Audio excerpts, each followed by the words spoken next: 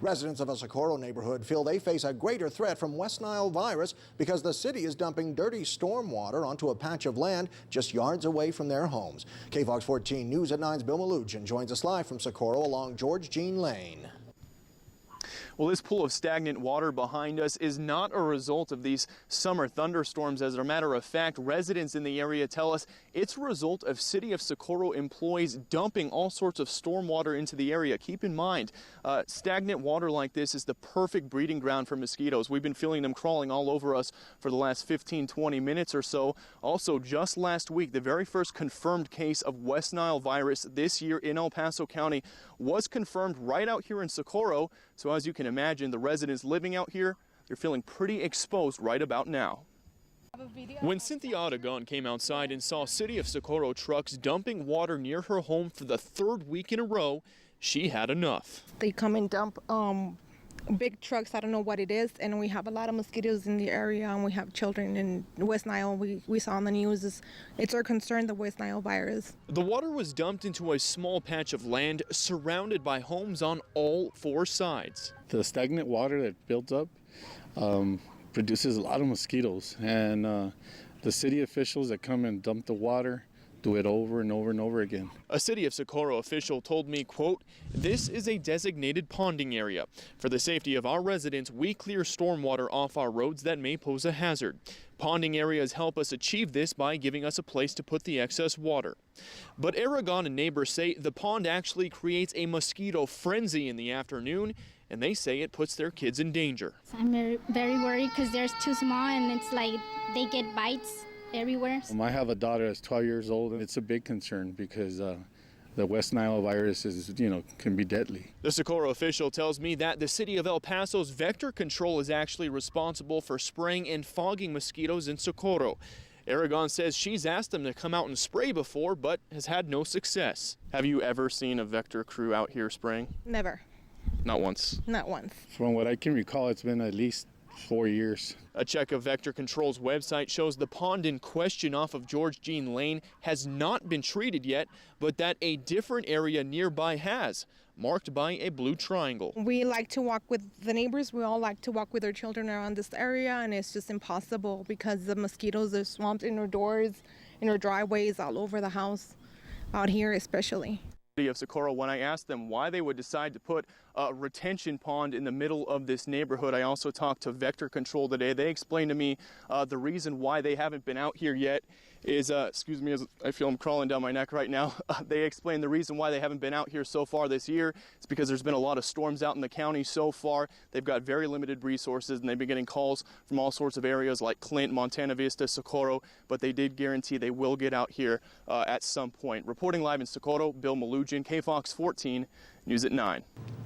A Las Cruces daycare center is in hot water after allegedly losing track of a toddler while his mother was at work. The boy's mom tells KFOX 14 she showed up to Kids Country 2 daycare a little after 5 yesterday evening to pick up her 3-year-old son, only to learn he wasn't there. So after calling her family members and police in a panic, her neighbor called to say she found the little boy in front of her house, crying and bleeding from a scrape.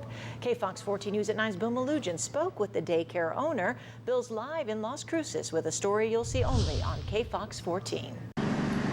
So Kids Country Daycare has 7 locations out here in Las Cruces, but it's this one right behind us where this incident took place yesterday. The mother tells us her young son was somehow able to escape from the daycare, run out the front doors, run up this street right here, and find his way home where the family lives nearby. Now, mom says her son could have gotten hit by a car, and that's why she plans to file a lawsuit against the daycare for negligence. After initially thinking she had lost him, Cassidy Padilla is more grateful than ever to have her son Frankie on her lap. I felt that pain, and it's the most awful pain a parent could ever feel. She came here on Monday to pick Frankie up. She says staff told her someone else had already come for him. I thought someone went in there and took my son. She says records showed Frankie was still clocked in, but he was missing. I started panicking, freaking out, crying. I started screaming his name. Little Frankie had somehow escaped. He passed through these 2 gates, which are supposed to remain closed, and he walked home, where a neighbor saw him fall down in the street. I could see him sitting there with all his diapers and stuff out of his backpack. I mean, red like a little lobster. So I went ahead and I went and knocked on the door. They didn't answer, so I bring him inside. I gave him some water. I was lucky enough that my neighbor found him, because if she hadn't found him, who knows what would have happened to him. Greg Sowards is the owner of All Kids Country Daycares in Las Cruces. He admits they dropped the ball. I'm horrified. I realize that we're responsible. There is no buck passing at this stage. And it's not the first time this has happened.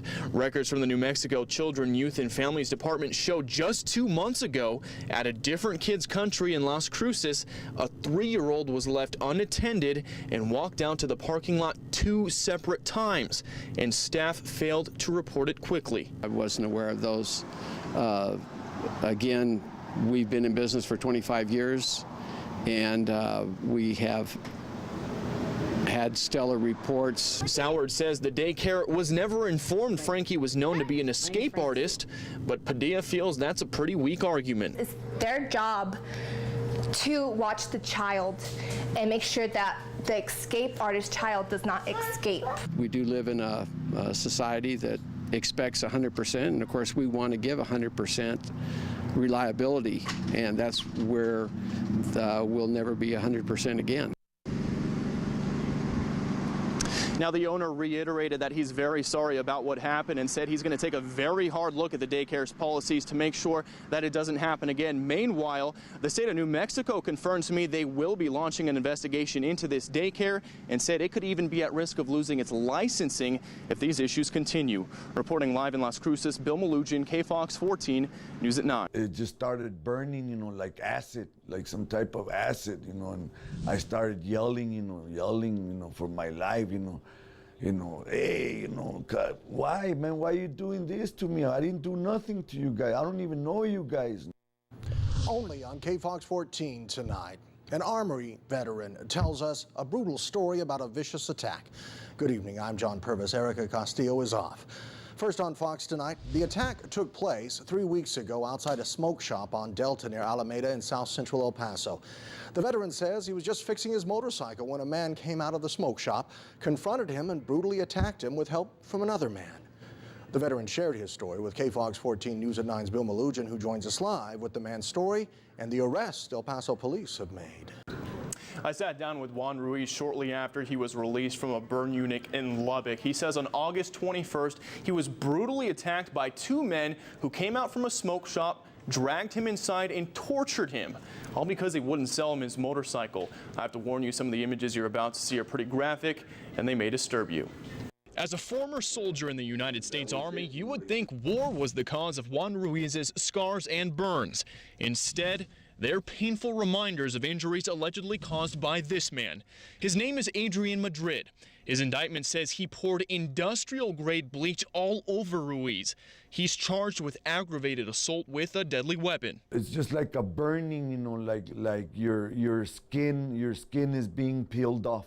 Ruiz says it all started when Madrid came out from a store called the Smokehouse and approached him while he was working on his motorcycle. He asked me how much I wanted for it, and I told him, it's not for sale, man. He says Madrid then offered him $4,000 cash. He refused and turned to leave. He yanked my wallet off my pocket, man, and that's where, you know, the rumble started, you know. Ruiz tells me that during the struggle, Madrid grabbed him from behind, beat him, and dragged him into the back storage room for the smoke shop. That's where he says another man joined him, tied his hands behind his back, and laid him face down.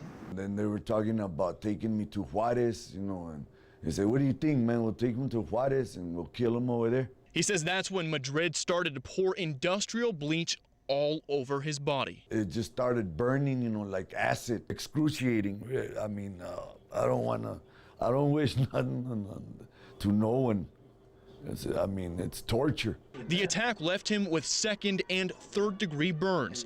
Ruiz says Madrid then untied him, beat him some more, and told him to clean the mess up with paper towels. You know, clean it, you little, you know, like that. I mean, you know, crazies. Ruiz says when he saw a window of opportunity, he ran out the back door. I was trying to, you know, douse the